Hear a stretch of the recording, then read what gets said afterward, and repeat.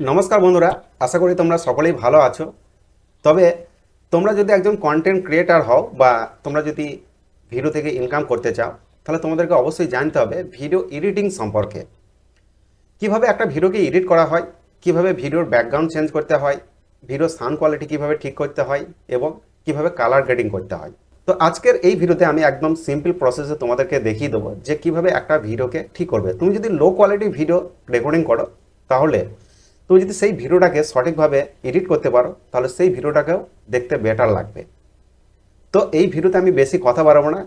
কিভাবে video edit করবে, কিভাবে সাউন্ড কোয়ালিটি ঠিক করবে এবং কিভাবে কালার গ্রেডিং করবে এবং একটা লো কোয়ালিটির ভিডিওকে কিভাবে হাই কোয়ালিটিতে কনভার্ট করবে, এই বিষয়টা কিন্তু এই ভিডিওতে দেখিয়ে দেবো। তো তোমাদের কাছে একটাই রিকোয়েস্ট, তোমরা যদি ইউটিউব থেকে ভিডিওটা দেখছো তাহলে অবশ্যই চ্যানেলটাকে সাবস্ক্রাইব করে রাখো, আর তোমরা যদি ফেসবুক থেকে ভিডিওটা দেখছো তাহলে অবশ্যই ফেসবুকটাকে ফলো দিয়ে রাখো। তো চলো কিভাবে একটা ভিডিওকে এডিট করবে সেটা তোমাদেরকে দেখিয়ে দিচ্ছি। তো আমি এই ভিডিওতে আজকে এই ভিডিওটা এডিট করে দেখাবো। তো চলো আমি এই ভিডিওটা একবার ওপেন করে তোমাদের দেখাচ্ছি ভিডিওটা কোন পর্যায়ে আছে, সাউন্ড কোয়ালিটি কি আছে এবং ভিডিওর ব্যাকগ্রাউন্ড কি আছে। তো দেখো এই ভিডিওটাকে আমি আজকে তোমাদেরকে এডিট করে দেখাবো, একদম টোটালি আমি এডিট করে দেখাবো। তো দেখো সাউন্ড কোয়ালিটি দেখো একদম লো, ভিডিওর ব্যাকগ্রাউন্ড দেখো একদম কীরকম দেখতে লাগছে। তো এই ভিডিওটাকে আমি আজকে তোমাদেরকে এডিট করে দেখাচ্ছি। তো আমি কেটে দিচ্ছি, আর এই যে ব্যাকগ্রাউন্ড, এই ব্যাকগ্রাউন্ডটা আমি আমার ভিডিওর মধ্যে সেট করব। তো দেখো এই ব্যাকগ্রাউন্ডটা সেট করব। তো এর জন্য আমরা কি করব, আমাদের যে ভিডিও এডিটিং সফটওয়্যার আমি যেটা ইউজ করি মোস্ট বেশি, সেটা হচ্ছে ক্যাপকাট। তো এই ক্যাপকাটে আমি এই ভিডিওটাকে টোটালি এডিট করে তোমাদেরকে দেখাচ্ছি। এর জন্য কি করব, আমরা আমাদের যে ভিডিও এবং ভিডিওর ব্যাকগ্রাউন্ড সেটাকে আমাদের ভিডিও এডিটিং সফটওয়্যারে এটাকে ইনপুট দেবো। এই দুটোকে আমি একসাথে ইনপুট দিয়ে দিচ্ছি। তো এটা ইনপুট হয়ে গেছে, তো আমি বড় করে নিচ্ছি এটাকে। তো প্রথমে আমরা কি করব, আমাদের যে ভিডিও আর আমাদের যে ব্যাকগ্রাউন্ড এই দুটোকে টাইম লেয়ারে দিতে হবে। তো আমি ভিডিওর ব্যাকগ্রাউন্ডটাকে আগে আমাদের টাইম লেয়ারে দিচ্ছি। তো ভিডিওর ব্যাকগ্রাউন্ড চলে এসেছে। তো এরপর আমরা কি করব, আমাদের যে ভিডিও সেই ভিডিওটাকে আমাদের টাইমলাইনে দিয়ে দিচ্ছি। তো ভিডিওর লেন্থ অনুযায়ী আমাদের ভিডিওর ব্যাকগ্রাউন্ডটাকে টেনে বড় করে নিতে হবে।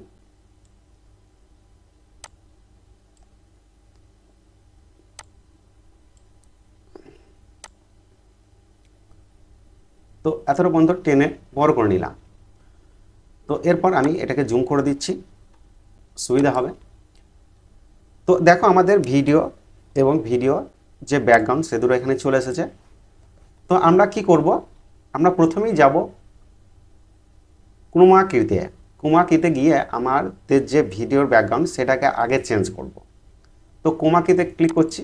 ক্রোমাকিতে ক্লিক করার পর, সরি আমি ভিডিওতে ক্লিক করিনি, তো এরপর ক্রোমাকিতে ক্লিক করছি। ক্রোমাকিতে ক্লিক করার পর এই যে কালার পিকার এইখানে ক্লিক করে এখানে আমরা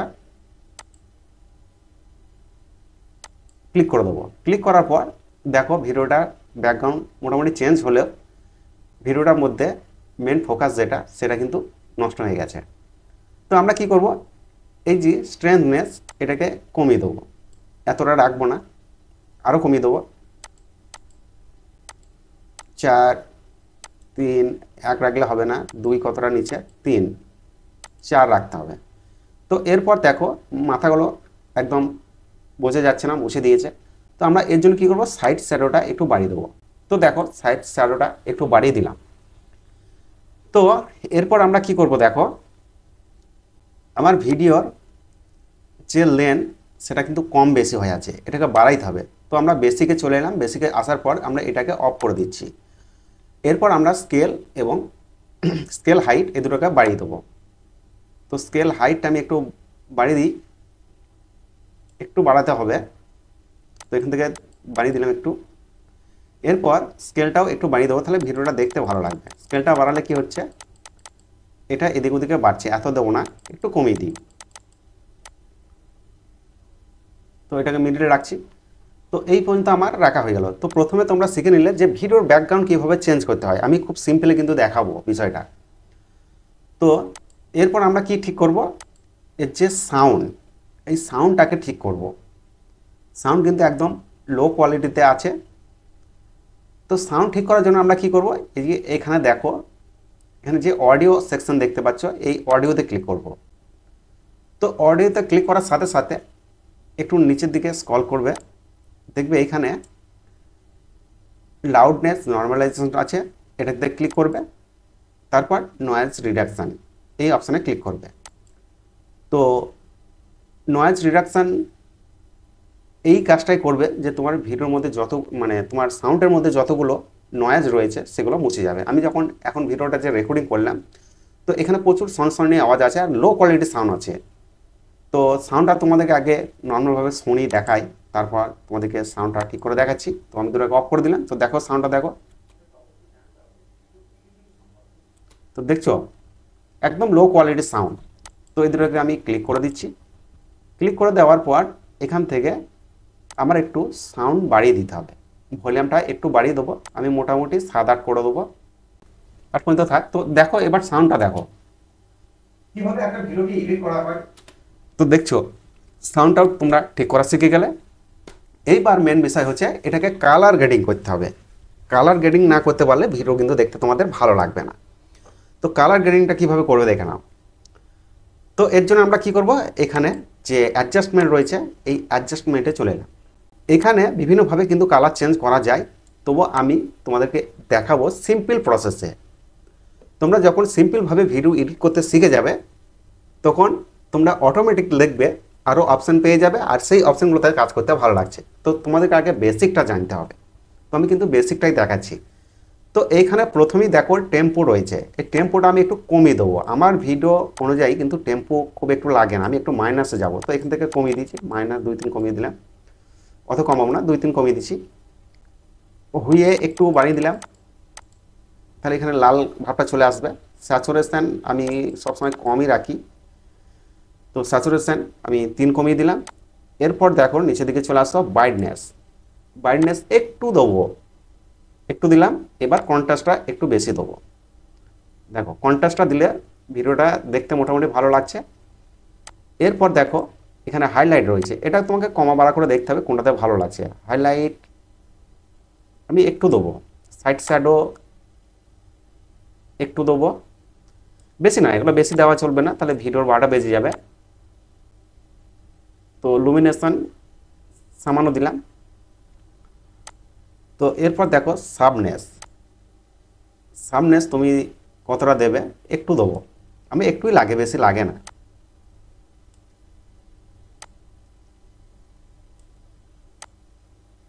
ফেড একদমই দেওয়া চলবে না। তো এখানে ভিডিওর মেন ফোকাস হবে এই জায়গাতে।